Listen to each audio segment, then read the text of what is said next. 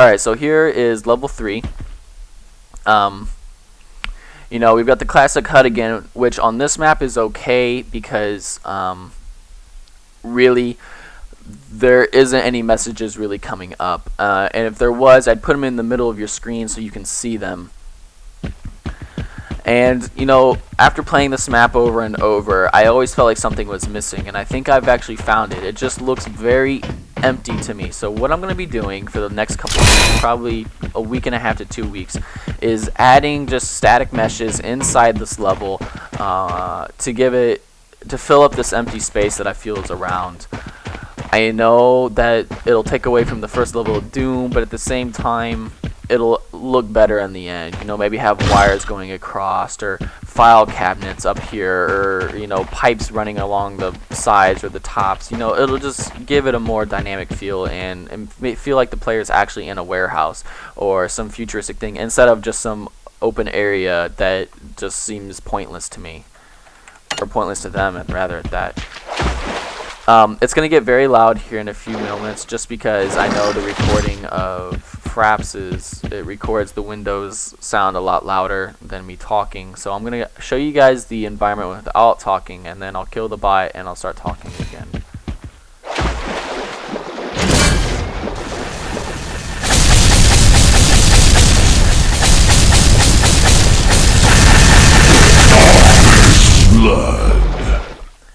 Okay, so here we are. As you can tell, the point light is still on the player, and it highlights them. It kind of brightens the ground up, or the surroundings around them. As well as you'll notice that we still have default sounds, default killing spree sounds, and things like that still in the game that can be done, that can be killed off and turned off by Unreal scripts. So we'll probably do that, and it'll work just fine after that. Again, it's going to get loud right here because we got 3 bots. After I get done with the 3 bots, I'll talk some more.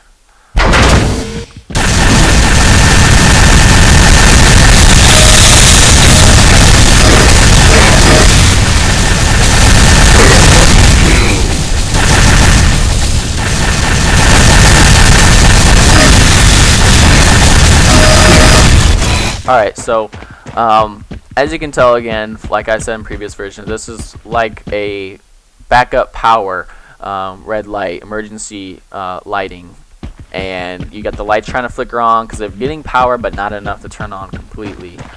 And we've got the rip texture from Doom 1 to give it originality, to show that this is really supposed to be a Doom 1.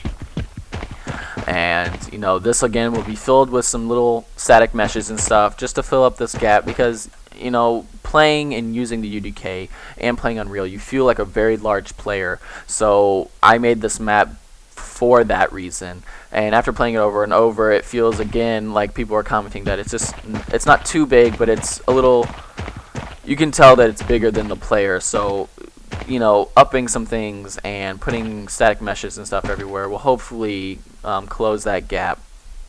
It's going to get loud again for me playing with the one guy up above.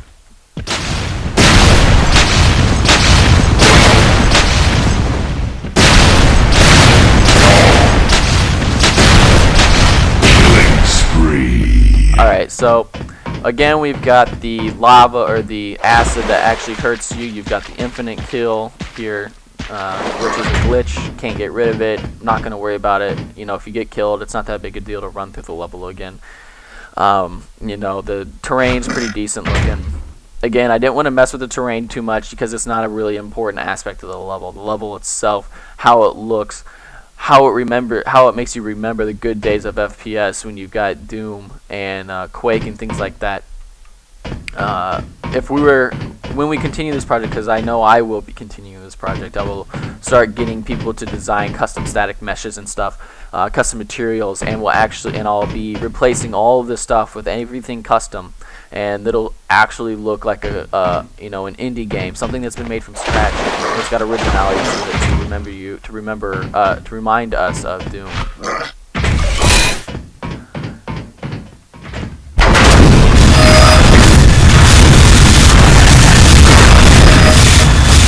Alright, so here's the very last room, like we've all seen multiple times. Again, the particle effect is random, So every time I've played this map, it's different. When I played the alpha version today for my presentation, this was all over the ground, and now it's kind of just splattered everywhere. And when I redid the first recording, it was not even on the floor. So, you know, it's different every time, and that's really nice. And again, here's the exit door, and there'll be a button in here, or something that you press that'll take you either to the main screen, or just exit the game completely. I'll probably take you back to the main menu so you can exit out manually. There will be a congratulations, you finished the demo, and take you back to the main screen after that.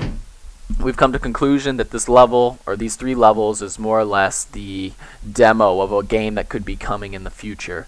There'll probably be more camera views, more scripting, you know, more action, stuff like that. This is just to show the player that he or she might be coming into contact with different camera views and styles of gameplay. So you'll have to adjust yourself. So it's not going to just be an FPS or a third person. It's going to be all the camera views, giving that player the feel that they want to keep playing to see which camera view is next and what they're in store for.